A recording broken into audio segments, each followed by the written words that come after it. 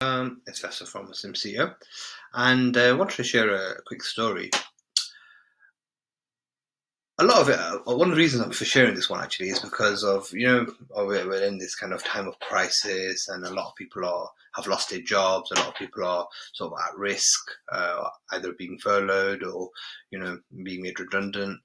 So, there's a lot of stress, there's a lot of worry. Oh my God, what's going to happen in the future? So I think so. The story is quite relevant. So there's this billionaire who was once asked, if you lost everything, how do you recover your wealth? What would you do?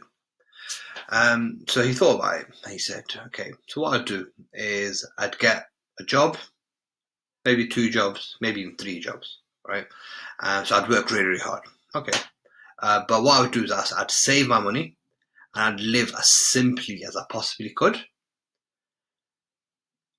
And then when I had saved up $500, I'd basically take all that money I've saved and then I'd go and eat in a restaurant that costs $500 for a meal.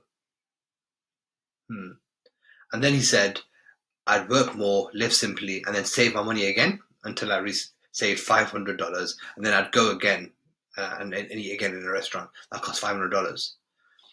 So it seems strange, right? It's not why would someone do that? I mean, maybe that's why he lost his money, right? He's just been spending his money on on food.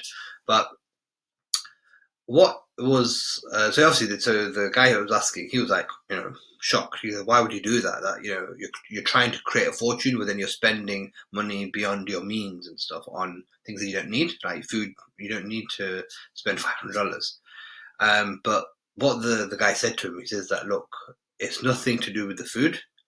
It's all to do with the associations. Because he said that, look, for me to get to where I need to get to, I need wisdom, I need network, I need relationships, and with those who are out there and who are successful and stuff.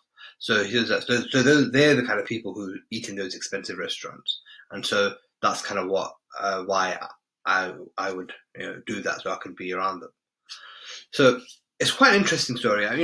Whether we agree with it or not, but I find it interesting just as a general strategy because of ultimately what he's talking about is the power of your environment. It's about how it's a whole cliche. Your network is your net worth and all that stuff, but there is definitely an element of truth to that.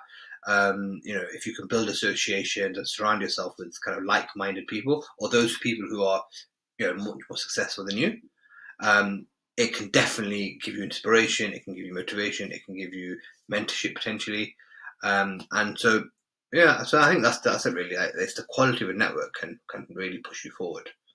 So so so just to leave you with that, um, you know, maybe it's time for you to go book at an expensive restaurant.